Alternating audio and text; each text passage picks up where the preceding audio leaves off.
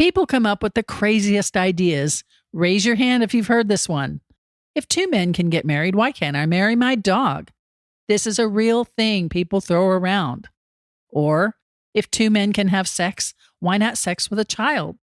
These are real things that are said by people trying to defend homophobic and transphobic views and distract from the real conversation. I don't know if they're just inciting us or if they really mean it. But in either case, we're going to deconstruct this silliness today. Would it be okay if I were to tell you that I am afraid someday? So I call you up and you call me down. Would it be okay? Well, hello and welcome to the FreedHearts podcast. We're so glad you're here. My name is Robert Cottrell, and I'm here as always with Susan Cottrell. Hi there. Hello, everybody. How are you? Hi, I'm good. How are you? I'm good. Again, connect with us, please, at freedhearts.org. It's where everything we do and have to offer, it's all right there. Information on our resources, our beloved adventure courses, our books, the counseling, how you can support the podcast. It's all right there. And if you have any questions, please email us, podcast@freedhearts.org. All right. Raise your hand if you've heard this one. If two men can get married, then why can't I marry my dog? Shaking my head. This is That would be rough. This is wow. This is a real thing. Hey, I'm the joke guy. Well, clearly not. This is, I know, beloved, you're laughing out there, shaking your head. This is a real thing people throw around. Or how about this one? Well, if two men can have sex, then why can't I have sex with a child? Oh, I mean, it's disgusting. These are real things that are said by the anti-gay detractors. Now, I don't know if they're just inciting words, try to incite us with this, or if they really mean it. But it doesn't matter because we're going to deconstruct this today. So here is the conversation. Yeah. Right? So you want to take it from here? Yeah. All right. So here's the conversation. I'm speaking at a conference, and during Q&A, a man stands up who says that very thing. If two men can get married, why not marry his dog or a child? First of all, I want you to understand that you posed that question. I didn't. You're the one who's equating marrying a dog or a child or having sex with a dog or a child with two adult men who have sex. I just want you to recognize that at the outset, sir, that you're the one equating those two, not me. And I know from having been asked that to the one asking, that is apparently a real question. So Ellen DeGeneres has a very funny bit where she talks about this. She said, I don't want to marry a goat. I don't even want to date a goat. Imagine getting to that point where you get serious about it, she said. I think that would be a tough day, even for the most liberal parents, the day you bring the goat home. Mom, Dad, this is Billy. We're in love. Billy. She does a whole shtick on this thing. You know how she does it. Yeah. And then she says, I think she says at the end, and you think we're weird. Exactly. On its face, it's nonsense. But we're going to deconstruct it because I don't want it stuck in anybody's head. And it's so easy to deconstruct. I want you to have the deconstruction in your arsenal, and you can send this episode to anybody who would ask such a thing. So, sir, in the audience, you're telling me you don't see a difference between two men choosing to have sex and a man having sex with an animal or a child? Are you telling me you don't see a difference? Pause. No response. Look at it more closely then. I'll rephrase the question. What is the difference between two consenting adults having sex and an adult having sex with a child or an animal? The clue is right in the question. Pause again. The answer is consent. Now, this is a huge point. Huge point. I mean, this is a huge point. This is the money shot, so to speak. The answer is consent. Yes. Two consenting adults can consent to having sex, while a child or an animal cannot consent to sex. Even if the adult thinks the child said yes, that's false. It does not count because a child is not of sufficient maturity to choose. That's why we have the phrase statutory rape, because according to the statute, the law, the child is unable to give consent. So is the animal. The key component is consent. Yep. Now, the same, that this is really important to this. Yes. Because this is the key to everything. Yeah, well, it just wipes out these silly arguments. Now, the same is true. I mean, the same is true in a relationship between adults who have a power differential. Mm-hmm. That's why it's unethical and maybe illegal for a doctor to have sex with their patient, or a psychologist or a psychiatrist or a teacher or other person in that position of power to have sex with someone they have power over. Exactly. Okay. I mean, that was a big part of the Me Too movement, in that it's very hard to say no to someone who has your career in their hands, which is a career you care about. Yeah. Or some other hold on you. If it's your therapist, they have power to convince you it would be good for your healing if you have sex with them, or a pastor or a priest. Yeah, anyone in that power position, that's an abuse of power to coerce someone into sex. Someone who is not in a position to resist, not in a position to give consent. If you can't say no, you can't say yes. If you can't say no, your yes means nothing. That's say that again. If you can't say no, your yes means nothing. So that's what we're going for here, is the idea of free consent. Consent by people who are in a position to be able to consent.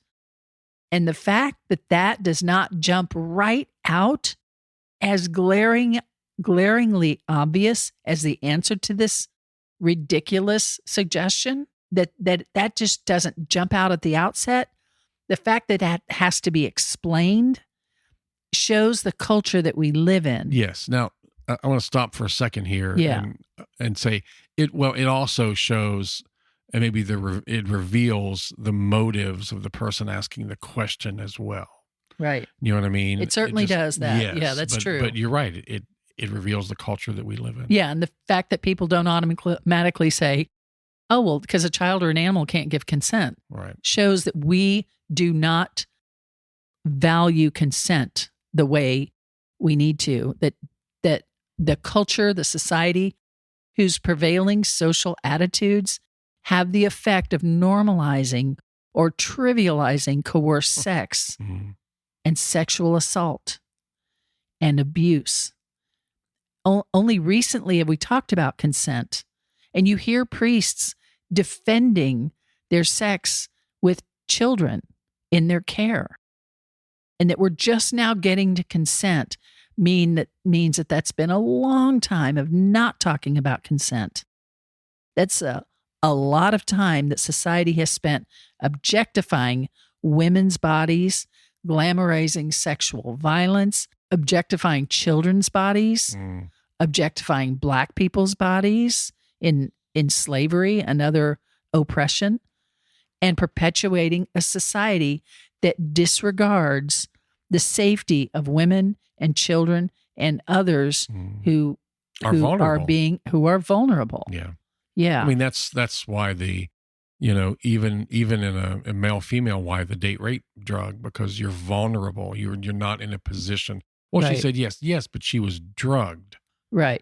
So she's not in a position to Right. say no. Or she didn't say no. She didn't say no. If you can't say no for whatever reason, then your yes is then not your yes passable. is now, That's right. And that's why that these passages in the Bible that have been falsely taught to supposedly have something to do about same-sex relationships actually don't at all. Right. It's about power, and it's about abuse. Right. That kind of thing, which is sex without consent. Those verses are meant to restrain that unfettered power, which men really held in multiple with their slaves and men were in such a even more Right. so than now, probably, than such a powerful position. I'm not sure if it's more than now, maybe. Yeah, true. But to have the servants and an expectation, well, that's okay because they're your servant. Right. things like that. Well, in fact, the verse Leviticus 18:22 says, "A man shall not lie with a boy." It says, I mean, it doesn't say man, by the way. It says, "A man shall not lie with a boy as with a woman." That and the verse near it, which is 2013, I think, are in the context of telling the householder, the man, the power, the king of the house, that he can't have sex with anybody he wants. He's telling him, these are the people you can't have sex with because it's an abusive relationship. His mother-in-law, his daughter-in-law, his daughter, and the servant boys, because that was a common practice in the day. Right. That's what those verses are about. They're about consent. Don't use your power to coerce someone to have sex with you. That's an abuse of power. Right. So if you're the householder or the pet owner, these are your dependents, and they are not in a position to say no. So when they're not in a position to say no, they're not in a position to say yes. That's right. Yeah, that you're right. Exactly. Sorry, I jumped right in. No, that's what I was hoping for. So even those verses, which are presented by the anti-gay side here as slam dunk against gay sex, are actually about consent. Context, people, context, and common sense. So yes, that question, it feels like a red herring and sometimes it is. It's meant to distract and just, I don't know, confuse, whatever, and make it feel like it's perverted. And it's meant to minimize and trivialize gay relationships and reduce them to the same perversion as having sex with a child or an animal. Right. But for those of you who ask it, not our listeners, but for those who ask it seriously, that's your answer. There's your answer. And I think you have another story on like similar to this, don't you? Yes, someone close to me asked me once something similar. It was around the time of marriage equality. And this straight white young man said, "Well, doesn't gay marriage encourage a guy to have sex with his sister?" I was like, What? That is so outrageous, so out of left field. And I could tell by him asking it that was some talking point he'd picked up somewhere. But no, wouldn't that be straight marriage that would do that? It's ridiculous. But I, in that moment, was so offended and hurt that they would ask this question that I didn't even have an answer. But I came back to it because, we need to be able to disarm these things in the moment because they're just red herrings. They're just meant to obfuscate, to confuse, and derail. Well, I hear this, just an aside for a moment. I hear this now. We hear this a lot involving some of the transgender issues and legislation. And, well, children shouldn't be having surgery. Well, they're not having surgery. And I know that they're just repeating what they've heard on Fox. I mean, on some news channel or out there. They're repeating this. So they haven't really thought it through or looked into it. They're just repeating it, And, lies that have been told, purposeful lies for that reason. Exactly right. Yeah. And the reason for this kind of objection is not because it's real. It's not because people are actually asking to marry their dog or their goat Billy or a their child. Goat Billy. Right. I love that. Get it? Oh my gosh, I love that. I know. You should look it up with Ellen DeGeneres. Very funny. Or a child. We've said already that those are unacceptable because those are not two freely consenting adults. They're not asking because they're real questions. The reason they ask is to create a false equivalence, to equate gay marriage with something we know is detestable and to make gay marriage detestable. And so to reduce the validity of it. But you are smarter than that. That's so important. Devious. It's so devious. And it's so to even, oh, well, two men, well, can I be my child or it's like, what? What? Yeah. But, oh my gosh. Yeah. And I love Ellen's thing at the end saying, and you think we're weird. Yeah. Come on here. So what did you just say? You said you're smart. smarter than that, and you are equipped. You will not get distracted by that red herring.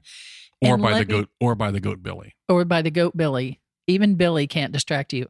And I will say that tenderly, that I know that when people throw something out there, it is so offensive. That was my response with this thing, doesn't that pave the way for gay marriage? Or sex with your sister, whatever. Stupid thing. It's so affrontive and reprehensible that it's easy to get derailed. That's the purpose of it. Yeah. They're not asking for information. They're asking to confuse and stumble. And can be very hard not to get that way. You feel like you're defending yourself all day long. And now this stupid thing is being said. Yeah. So, but I want to equip you, because then you're able to say, oh, well, no, it's about consent. Yeah. Silly. What are you thinking? Yeah. It's silly a very goat. Billy Goat, the silly goat. Come on. That's so funny.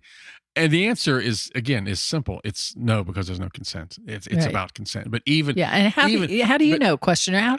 How are you not thinking about consent? You don't see that this is about consent? But even to answer the How question, many people have you forced yourself on? Go ahead. feels Okay. like we're legitimizing the question, and that's what gets so frustrating. You know what I mean?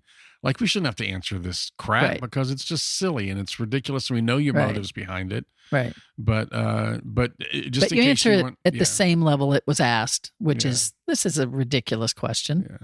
Yeah. Of course it's not, because there's Yeah. no consent. That's right. Yeah. So, beloved, don't be drawn into this silliness. Okay. Protect your heart, but know the answers in case you do. And in case you hear it or even wonder how to answer. And I mean, now you know. And in all this I know things sometimes feel crazy out here. And like I said, we hear these same kind of ridiculous things in the fight for transgender protection and equality, that it can be frustrating and it's easy to get depressed and overwhelmed. But I want you to remember, while I try to remember, first, my anger sometimes is not towards the person, it's towards the system Mm-hmm. that is powering Feeding all of this. this and Mhm. feeding this. That's where my anger is, and that helps me not just go off on somebody. Yeah. But let's remember that the truth is on our side. History is on our side. Common sense is on our side. Love is on our side. And if we stick to those things, I think we'll be okay. Yes. We love you. We love you. We'll You talk are to you beloved. next time. And we love you. Bye. Love you. Don't marry any goats. Bye. Bye. Would it be okay if I were to tell you that I am afraid someday? So I call you up and you call me down. Would it be okay? You've been listening to the FreedHearts podcast. We have extensive resources and vibrant community for you at www.freedhearts.org. Just come say hello. And if you have questions or issues or comments about the podcast, things you'd like us to talk about, reach out to us at podcast@freedhearts.org. The music is provided by Hannah Cottrell, our daughter, the Grammy-nominated Saint Sinner. And you can find out more about her at HeySaintSinner.com. Please share this, subscribe, and follow on your favorite platform. And thanks for listening.